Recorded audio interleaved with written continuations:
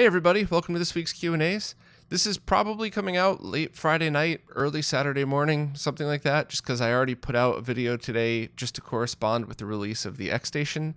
I try to always stick to a schedule, but it might always be off a little bit. And I'm still working on dealing with the second channel and having everything moved over, but every time I get 2 steps forward, something happens and I gotta take a step back and go, all right, well, I'm not ready to do that yet. I gotta do this other crap. So hopefully everything for the Q&As will be smoother in the future, but I don't know. I just want to make sure I don't screw up my YouTube channel either way. But anyway, let's jump into the Q&As. All right, first up over on Floatplane, Rolf says they plan on finishing their N64 collection by the end of this year and want to top it off with as good of a console as it could be. They want to get Bordy's N64 Advanced, since multiple people told me that N64 and OSSC is pretty much Ultra HDMI results, and they also want to run the same console through Component Video, YPVPR. But now with the Ultra HDMI 2, I've been on the fence since getting digital audio is also something that appeals to them.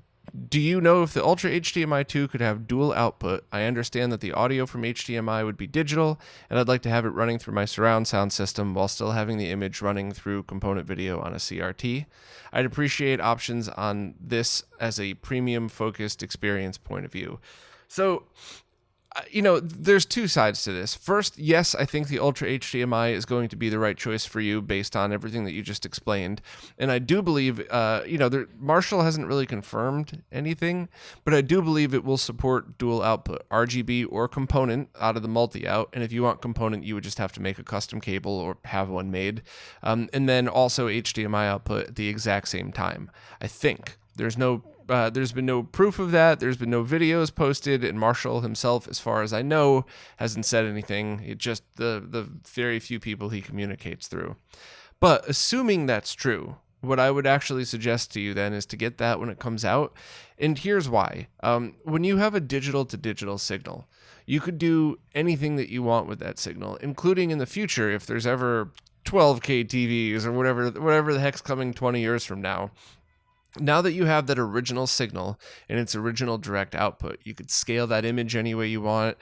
You could do anything to it and never have to worry about analog video output. Whereas getting something like the N64 Advanced and the OSSC on a 4K TV, on a 1080p TV, you'd probably never notice a difference. On a 4K TV, you're starting to stretch that image a little bit more, so any little analog interference will come out. But once 8K scalers start to hit, and after that, you're really going to start to notice analog interference, even though you will quite literally never be able to see that on a CRT. But since it's, a flat panel TV and you're filtering analog to digital, there's always the potential of something. So yeah, if you're looking for the premium focused solution, I would get the Ultra HDMI for that reason, and then either buy an older N64 and do an easy basic RGB mod or whatever else, whatever else your full setup would want to do. The other thing that I found interesting too, though, is when I first heard about the deblur mods, I was all about it. I said, all right, let's see how sharp we can get this. I want the sharpest pixels possible. I want to get, the best signal. But the more I really looked into that and the more I started playing it on a TV, the more I appreciated the blurring and the smoothing of the original games. And especially if you have it in the context of playing on a CRT, that blurring really did kind of trick you into thinking the graphics were higher resolution than they were. But that also means that you could do something like, use the Ultra HDMI in retro mode, or have it clean output but put it through an M cable, which I'm not really the biggest fan of those, but that does create a look that some people seem to love, and they don't add any lag whatsoever. So because of how you described it, I really genuinely think the new Ultra HDMI is probably the best way to go. Or on the other side of that would just be getting any RGB mod, and also in maybe the HD Retrovision cables, and also a standard Ultra HDMI if the version 2 doesn't release until 2022 or something. But yeah, I think that's probably for your specific setup the way to go.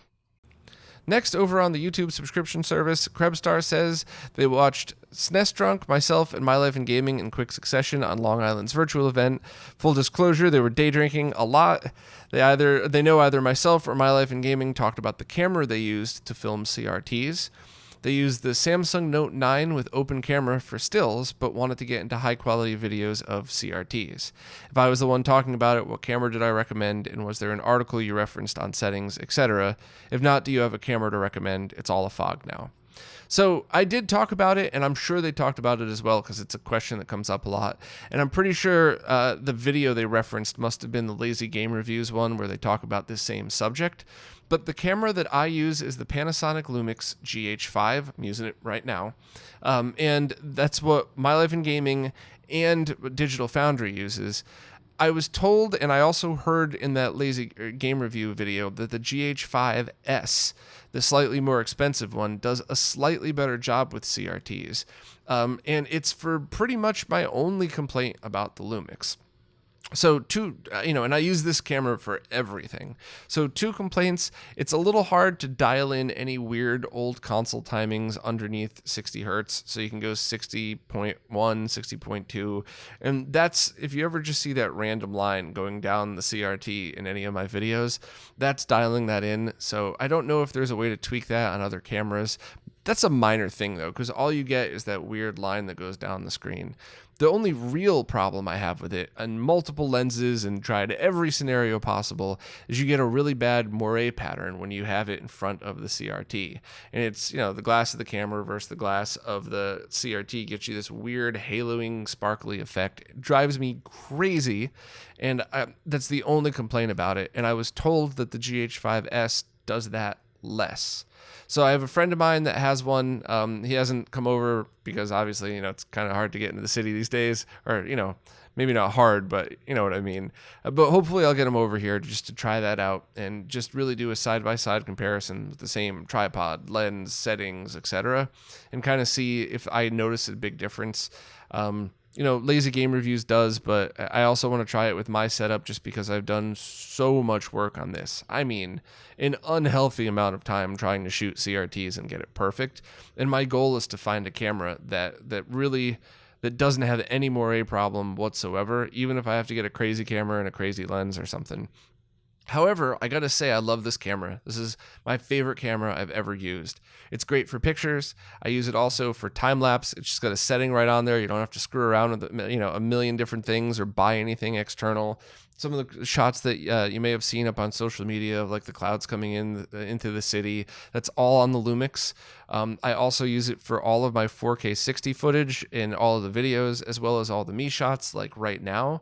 And one of my favorite things about this camera is, and I believe the S as well, I have HDMI out going to the input of my capture card. So I'm just recording this through OBS. The Motu M4 and my mic and that are all configured through OBS. But on top of that, I also have a USB-C cable going from the Lumix to the computer, so I could do things like change settings remotely. When you zoom on this camera, it zooms in like double. So what you see on screen, it picks a little section and shows you that. So I'm not going to do that because then there'd be like a creepy picture of my mouth in there or something. But I'll do something like, let me just jack up the ISO real quick, and this is all just me clicking on an app right here, right on my desktop. So even though the camera is fairly far away from me right now, it's past arm's length, I still have full control over it right here, even though I'm recording through OBS. So I highly, highly recommend getting it. If I find a camera that's significantly better for CRTs, I'll be selling mine and the lens with it. But if you have the cash to spend, I couldn't recommend this thing enough. But just to be honest, though, you don't need to spend thousands of dollars. You could probably try to use something like a GoPro or your cell phone camera and try to do that as well. I think Modern Vintage Gamer showed how he does cell phone pictures or cell phone videos of CRTs. So unless you were really looking to invest in a brand new camera anyway, I would definitely just check out what you can do with your cell phone first. But if you want to spend some cash, look into the Lumix or whatever is about to replace it, supposedly coming out next month.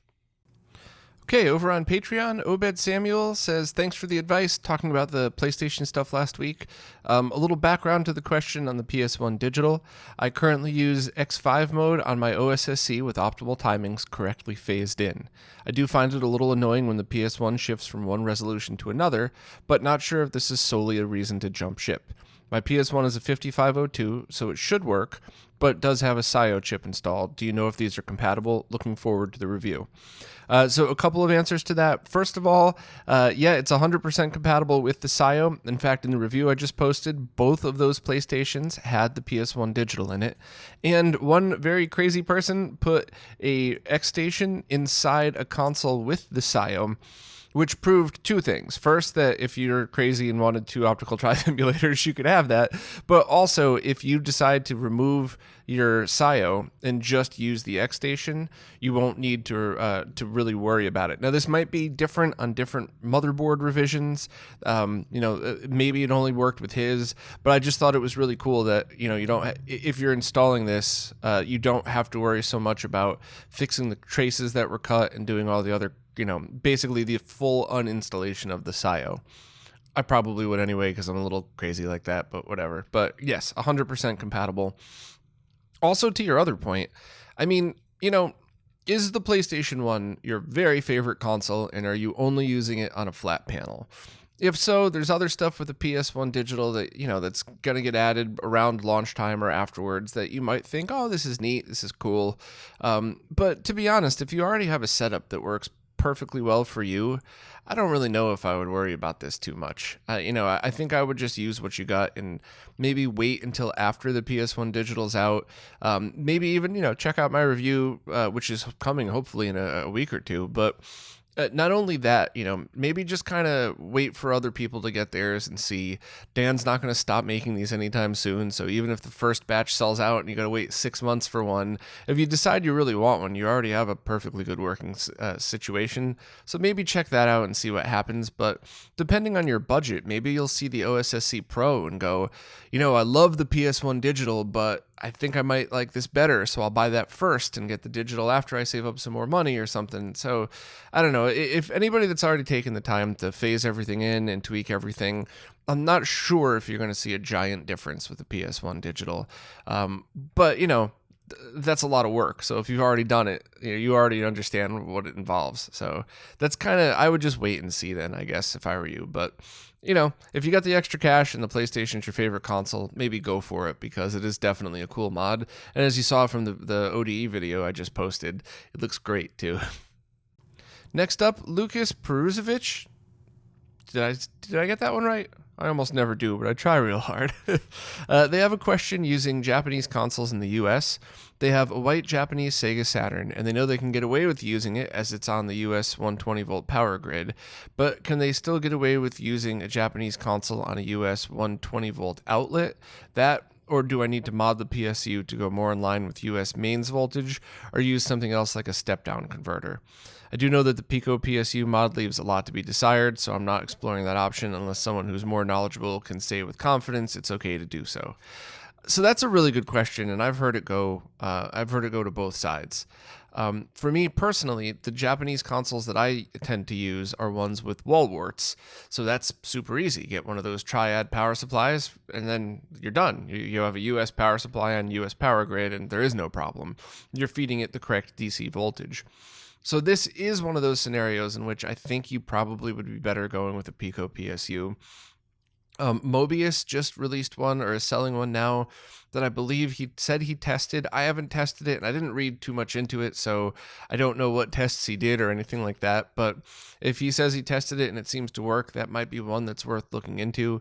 And that's, internal PSU has everything that's DC to DC, and then you just get a power brick and make it work that way. So maybe look into that. But yeah, I don't know. I don't know if I'm always nervous giving power info because that's something that could slowly kill your console, not just plug it in and zap it. But I don't know. I think I would look into a Pico PSU mod. But definitely check other forums and check what people have done and see if anybody's done any tests, because some of these power supplies, including the wall warts, by the way, have a wide tolerance range of voltages. So I know for a fact that the medical grade computers my company I used to work for used to make used this one power supply that was a power brick, but that could accept any power from anywhere on the planet. So as long as you just had, just the basic PC cable on the other side, whatever fit in the wall, this power supply would correctly interpret, and there was never any issue. Now, it was an expensive, higher-end PSU, but Maybe some video games have that. I seriously doubt it, by the way, but just saying it's worth looking into just in case. But I don't want to give info in case because I just don't want to give the wrong info. Next, the Remora says, this is probably not something you've looked into, but you might know someone to point me to. Part of my plan to finish the man cave that is my basement is to put a projector down there. Do you have any recommendations that won't have too much lag? I don't need to be able to do a frame perfect tricks, but I remember a friend of mine complaining about lag when he was using a projector to play Halo 2 with his 360 online. That was around 2006, so things have probably improved since then. So I have pretty much zero experience with projectors. I've used them now and then, I've messed around with them, but I never had a big enough place really to have a projector and have a 100-inch screen or anything like that. So unfortunately, I would just try to look up any kind of forums that have lag test results on it or stuff like that and see if anybody else has gone down this road. But unfortunately, I just have zero experience, so I'm kind of useless for you here. Sorry. Focus said they're looking for a recommendation on 3D printing. Do I know somebody who takes requests to print things in various formats? I was hoping to have quite a few Virtual Boy extension hoods printed in resin and a power supply cover in FDM. I would ask Greg, but he's extremely busy with the various projects thrown his way, and I don't want to bother him more. But, he'd love his high-quality prints. So that's a good move. Greg's really ramping up his business, and I don't think he has the time to take one-offs like this. However, there are certain websites out there where you could go on and request a print, and it's like a 3D printing community where people local to you would do the prints for you and send it over. But of course, quality is going to vary depending on people's printer and how good they are at setting it up. I think you could do things like Shapeways that might be able to do it. So that's a really good question. The only thing I would suggest is if you think you have a bunch of stuff that you're going to be printing, check out the post on RetroRGB that Greg from Laser Bear did about setting up and buying your first 3D printer and look into getting one yourself. The only reason I don't have one is I just don't have any place to put it. So, I would probably, if I did have space, I'd probably buy it and it would sit in the box for 2 months until I had time to actually spend a day with it. But I would definitely love to pick up one for myself. So if you're going to have a bunch of prints that you're going to want to do, you might want to look into it just for the convenience of it. But if not, check those other places out there, just the main services where you could just send them your design and tell them how much you wanted to have it printed. Connie wanted to know, why does the RetroRGB site's menu display all of the options when viewed on desktop but not mobile?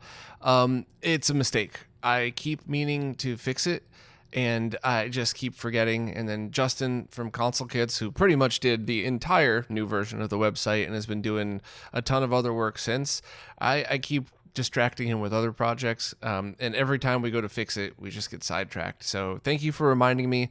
I'll talk to Justin and see if we could try to fix that up. But it's just a mistake, I believe. That's not intentional. And I thought we fixed that last year or something. So sorry. 2 questions from Mark Main.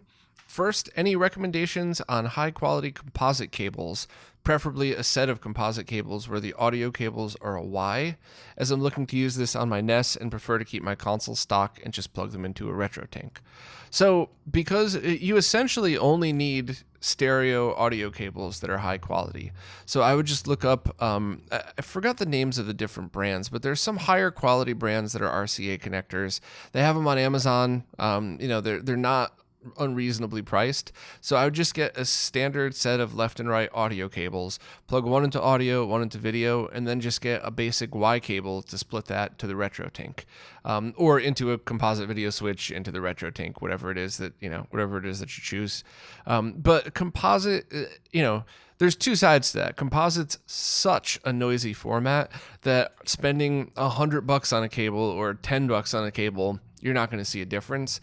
But getting a 99-cent cable from AliExpress versus a $10 cable, you probably would. So it's the same thing with the audio. You don't want to buzz on there or anything like that. So I would just pick up any stereo audio cables because it's just pass-through. It's not like there's anything in. Even if it says for audio only, that's it's just a cable that passes both ends on it. So I would definitely just do that. Second question, I want to use my RF-only consoles while keeping them stock, and my new Vizio TV does not have an analog TV tuner. From some research, the best and cheapest ways to get composite is through a VCR, but I was wondering if you knew a specific type of VCR would affect lag or clarity, as I assume there's some signal processing done, and there's the old VCRs, the new VCRs, etc. I also know some digital TV tuners had some analog tuners in them too, so I assume that would work as well. That would also make for a good video if you're looking as an idea, as apparently analog TV tuners are on their way out. So, as far as, I guess there's two answers to that one too. As far as going through digital TV tuners, I've never tried that, so I really have no idea how that would work at all. It's certainly worth trying if you happen to stumble across one cheap. However, VCRs are like free to $10 these days if you could still find them. But I mean, every time I go to a Goodwill, there's a stack of them there. I haven't obviously been in 6 months, but every time I've needed one for a project, I'd end up picking one up for $10, using it, then giving it to a friend that needed it for this exact reason that you're talking about. So the only ones to avoid are the ones that have upscaling in them. So the ones that say like component video out to 1080i or HDMI out, I think there was not too many of those. Those will almost definitely add lag, but just a basic VCR will be fine. You might be able to find one with a good comb filter in it or something that might look a hair better than another, but I honestly, if you're going RF, there's going to be so much interference in there that I would just pick up any old VCR, hook it up through that, and just kind of go from there, and you should be fine.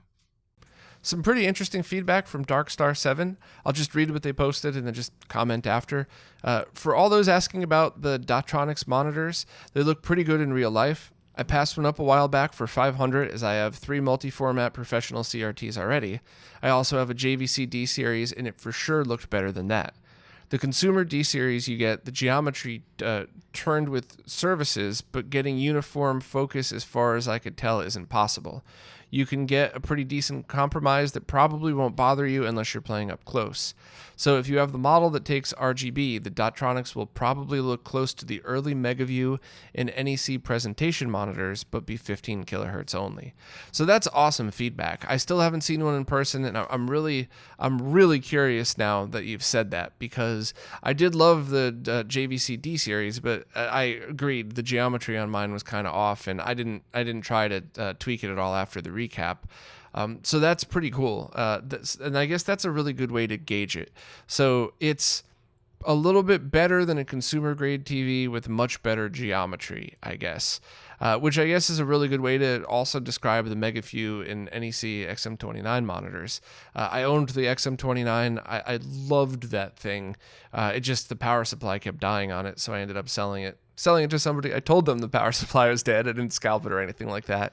But yeah, that was definitely better looking than a consumer grade CRT that's even been RGB modded, of course.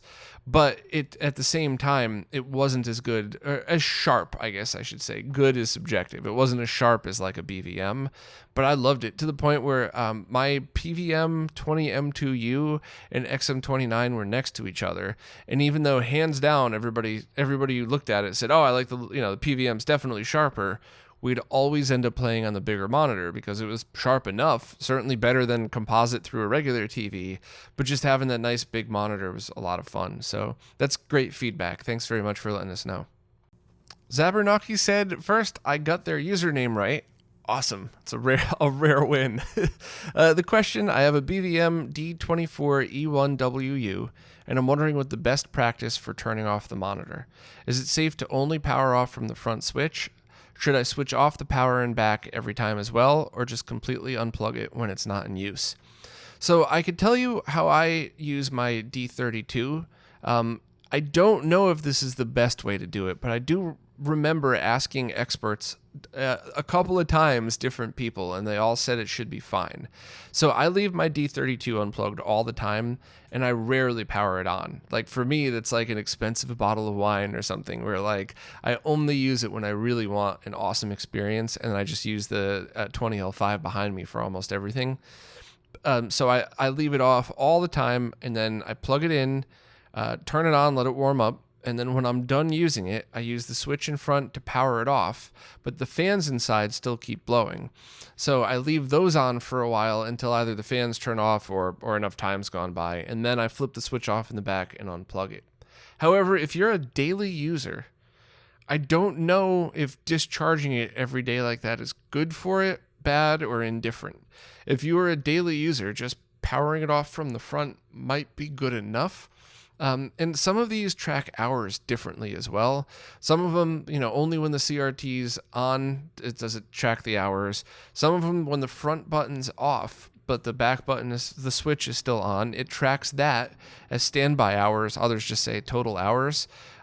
So it's, it would affect the hour count if that matters to you. I don't think at this point that should matter to anybody who could see it in person. Because I have a monitor that has 100,000 hours on it. And it has the original tube. However, I think in that case, what had happened was it was either in standby the whole time and barely used, or on, but not, a signal not being sent to it all the time because the tube is still super, super sharp. So if you're a daily user, I think just using the front standby switch is fine. If you don't use it that often, once a week, twice a week, I probably unplug it. The reason for me is, what if lightning strikes my building right outside my window and hits and blows out the BVM? I'd be devastated. I even bought one of those power conditioner boxes for it that Renee from DB Electronics recommended. So it goes from, the wall to the power conditioner thingy to the BVM. But still, I'm just, for something as easy as unplugging it, I don't take that chance. But that's just what I do. I don't know if that's what you should do. I've been told that that's totally fine in my use case scenario. Eric Fleener said they're using the standard I/O board for the Mister to get analog component video to their consumer CRT. I'm using the frequently recommended Monoprice VGA to component cable. This cable is super cheap and does a great job, but I'm wondering if this is the best cable or if there's perhaps another solution that would offer better quality. For reference, I'm a big fan of the HD Retrovision component cables. I noticed Retro Access offers SCART and BNC cables for Mister. How does the Monoprice cable compare to the high-quality ones from those manufacturers? If there are any differences, are they so minuscule that it doesn't really matter? Also, I'm not sure if you want to get into this, but I've read another analog output option on the Mister is the direct video from the HDMI port. Does that offer better video quality than the I/O board, or is that something I shouldn't even bother with if I'm using a consumer CRT? So there's a couple of answers to that. First, I have that same cable and it seems fine, but it also doesn't seem as clear as a VGA to BNC cable when I have both of them plugged into my PVM.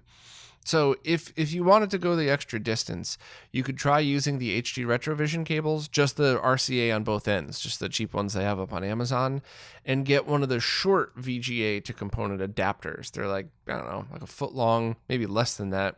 They're VGA on one side and receptacle RCA on the other. And even if they're not the highest quality, you're only sending the signal this long rather than the full distance. So that's a good one. Another thing that you could try if you want to upgrade is a VGA to BNC cable. And then just leave off the sinks. Just, put some non-conductive tape over them so they don't flop around and hit anything. And then just use BNC to RCA adapters to go in. And it should be a much better shielded cable solution. You'd have to buy a couple things. So or of course you could have a custom one made from Retro Access or something like that. But to be honest, if you already own the HD Retrovisions, try getting the short VGA to component breakout cable because they're cheap and I'm sure you'll find a use for it at some other point in time. If you don't already own the HD Retrovisions, try the VGA to BNC and get some cheap adapters. And for this use case, the cheapest BNC to RCAs should be fine. Buy like a bag of 10, and if any of them give you trouble, throw it in the garbage. Don't even worry about it. And I would try that just for the heck of it, because once again, that's a cable and those are some adapters that I guarantee at some point between now and never, you're going to go, oh darn, if I only had this. I do have this. I have 2 entire bins full of stuff of that's holding up my table right here. So it's, they're inexpensive enough where I would feel comfortable saying, just go ahead and use it. To your last question, would you get better video quality going from the HDMI port? If for whatever crazy reason you couldn't get a decent cable, let's just hypothetically say, you could only use the Monoprice cable. Yeah, maybe you would go from HDMI to an HDMI to component breakout box and then get a really short component video cable that should be okay, but I mean, it should be better, but I don't know if it'd ever be noticeable because the longer the analog run, the more the interference you're going to get. But when you talk about interference, is it something that you're only going to see on a digital display zoomed in, 1,000 times, or is it actually like lines on the screen? So if it's not actual interference you could see on a CRT, I wouldn't even think about it. So while for people that don't have the IO board, the HDMI conversion thing's an awesome option. If you already own one, I would just buy that other cable that I talked about. But great questions. Jason Guffey had a pretty lengthy question, so I'm just going to kind of jump right to the answers. I don't think I need to read all of it in order to get the point across. But first question is, what happens if you run out of outlets available in your retro gaming setup? So you got 20 consoles and a bunch of power strips, but not that many spots on your wall. You can't really do power strip to power strip and stuff like that. And I would just buy, you have 2 outlets on your wall, so I would buy 2 of the biggest ones that you could find. And remember that unless you're turning them all on at the same time, it's not going to be an issue. So, if you're only powering on one console at a time in your display, you could have 1,000 consoles plugged into your wall versus, if you're having 10 of them turn on at the same time and your displays and everything else, depending on that circuit that may or may not be good enough for it. But in a setup like your average retro gamer, where you have a ton of consoles and all that stuff, I would just get those really long power strips you see in offices, the ones that are, go all the way across the wall and stuff like that. You could pick them up used fairly cheap. I've seen them before for, I've seen them at like these auctions and giveaway or fire sale stuff, like when a company goes out of business for really, really cheap. So you could pick up, 2 of those and plug those into 2 outlets, or, if you have other stuff into the outlet, you could get 2 really long ones and plug one into one outlet on one side of the room and the other onto the other one. So that's an option.